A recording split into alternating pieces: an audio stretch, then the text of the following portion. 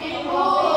Itu kan COVID itu kira-kira penyakit COVID itu apa? Virus. Nah, betul sekali, itu disebabkan oleh virus, di mana untuk penyebarannya itu kan cepat sekali ya. Jadi kalian sekolah daring, betul? Betul. Nah, kira-kira apa yang membuat virus itu berbeda sama makhluk lain? Apa, Bu? Ya boleh? Mungkin karena virus itu tidak memiliki sel, Bu. Karena virus tidak memiliki sel. Tetapi apakah virus itu termasuk makhluk hidup atau bukan? Termasuk. Alasannya? Ada yang bisa? Bu, Boleh nih. mungkin karena punya kemampuan untuk memperbanyak diri, Bu. Oh iya, betul sekali jawabannya. Virus itu termasuk ke makhluk hidup karena virus juga bisa memperbanyak diri. Sebelumnya kita sudah belajar tentang bab apa? Iya, Sel, Bu. ya betul. Kita sudah belajar tentang bab sel. Ada yang masih ingat sel itu apa? Sel itu unit terkecil makhluk hidup, Bu. Betul banget, Rini masih ingat, teman-temannya masih ingat? Masih lupa, Bu. Baik, sel itu merupakan unit terkecil dari makhluk hidup. Kira-kira apa perbedaan mendasar antara sel dengan makhluk hidup dan virus? Ada yang bisa? Bu. Boleh ini? Jadi kalau sel itu dapat hidup sendiri atau menjadi bagian dari organisme yang lebih besar, sedangkan kalau virus itu merupakan partikel tak hidup yang menular dan membutuhkan inang hidup untuk bereproduksi. Betul, jadi kalau virus itu mereka tidak bisa hidup sendiri, mereka harus ada inangnya. Baik, tujuan pembelajaran dari hari ini itu yang pertama ada dua. Yang pertama, setelah melakukan penelitian tentang asal-usul virus, siswa dapat mendeskripsikan sejarah penemuan virus secara lisan di depan kelas dengan akurasi minimal 90%. Yang kedua, setelah mengeksplorasi berbagai jenis virus, siswa dapat menganalisis struktur virus dan membedakan elemen yang umum dari yang spesifik pada setiap jenis virus melalui diskusi kelompok dengan ketepatan minimal 85%. Nah, mengapa sih kita harus belajar virus? Memahami struktur, asal, dan bentuk virus ini sangat penting karena membantu kita mengidentifikasi cara kerja virus dalam menginfeksi sel, mengembangkan vaksin dan obat yang efektif, serta mencegah penyebaran penyakit. Pengetahuan ini juga berperan dalam mengatasi tantangan global seperti pandemi, mendukung inovasi bioteknologi seperti terapi gen, dan meningkatkan kesadaran tentang dampak aktivitas manusia terhadap kemunculan virus baru. Dengan demikian, belajar tentang virus ini tidak hanya melindungi kesehatan manusia, tetapi juga berkontribusi pada kelestarian ekosistem. Selanjutnya, hari ini kita akan belajar mengenai sejarah, bentuk, dan struktur virus. Bapak memberikan LKPD, di sini sudah ada kelompoknya? Sudah, Bu. Baik. Ada berapa kelompok? 2, Bu. Iya. Ibu berikan dulu LKPD-nya ya. 1.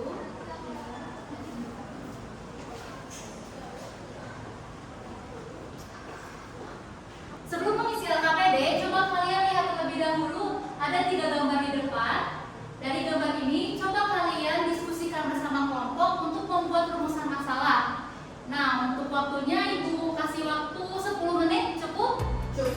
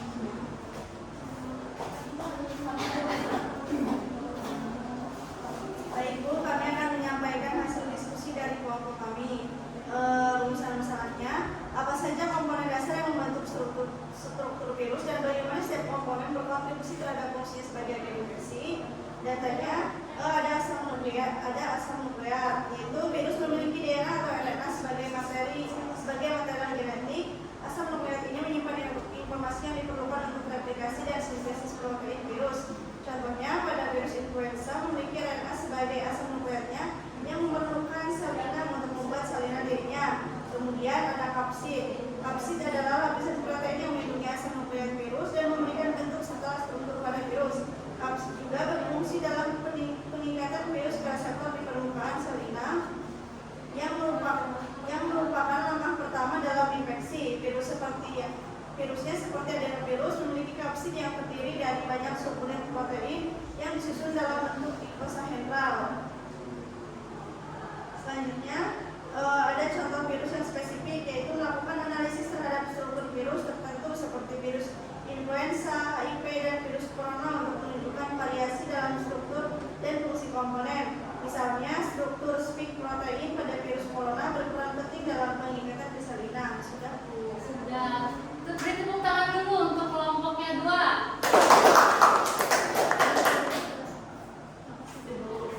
Baik, betul, itu merupakan contoh ya. Tadi ada contoh, ada bentuk, dan ada struktur virus. Presentasinya sudah bagus, sudah mencakup. Nanti Ibu berikan pemuatan materinya nanti. Sekarang kelompok 1, silakan maju ke depan.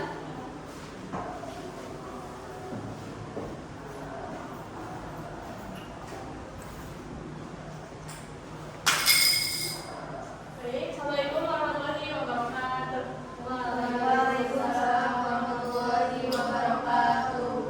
Kami dari kelompok 1 akan mempresentasikan hasil diskusi kami terkait pembahasan hari ini. Jadi, rumusan masalah etik kami itu bagaimana proses awal penemuan virus sebagai agen infeksi yang berbeda dari bakteri dan organisme lainnya. Untuk jawabannya akan dipaparkan oleh Ratu dan Mulut.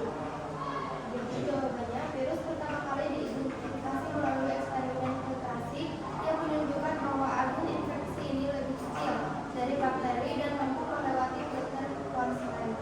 Virus juga tidak dapat berkembang biak tanpa inang, menjadikannya berbeda dari bakteri dan organisme saluran lainnya.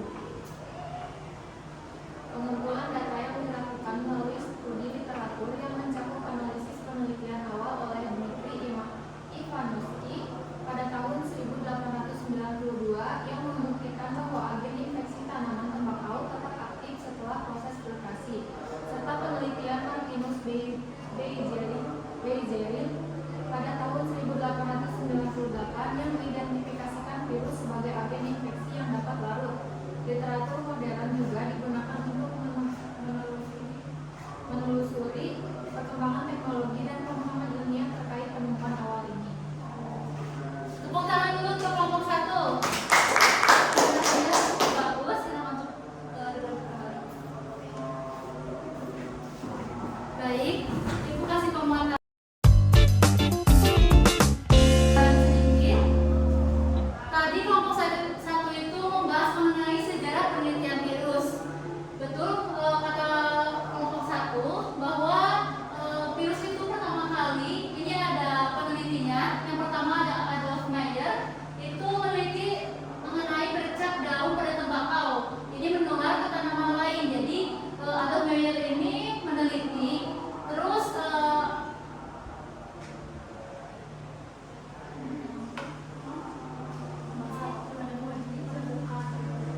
menemukan bercak pada daun tembakau. Lalu si bercak itu tuh menular ke tanaman lain, tetapi ini diduganya bakteri. Lalu yang kedua itu ada Dmitri Ivanovsky. Ini agen penyebab penyakit pada lolos filter bakteri.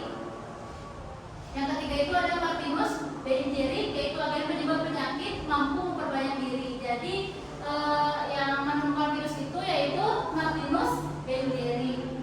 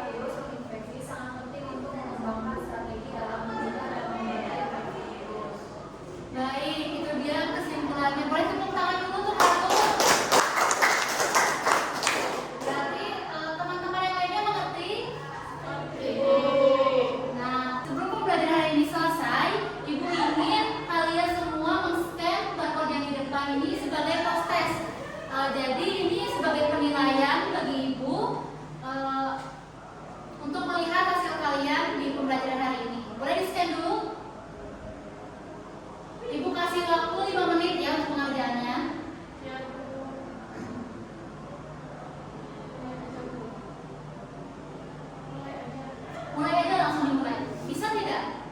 Wadi Ibu.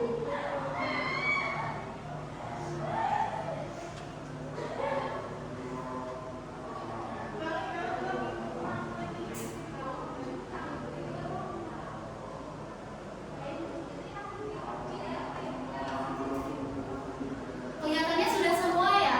Ada yang belum? Sudah. Baik, sudah semua. Mungkin pemaparan materi juga sudah selesai ya anak-anak. Post-test juga sudah semua ya? Nanti materi akan Ibu share ke grup WhatsApp-nya ya. Baik, terima kasih anak-anak atas partisipasi dan antusiasnya hari ini.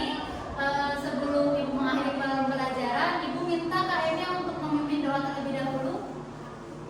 Sudah belajar kalau kita bisa. Ibu akhiri pembelajaran hari ini.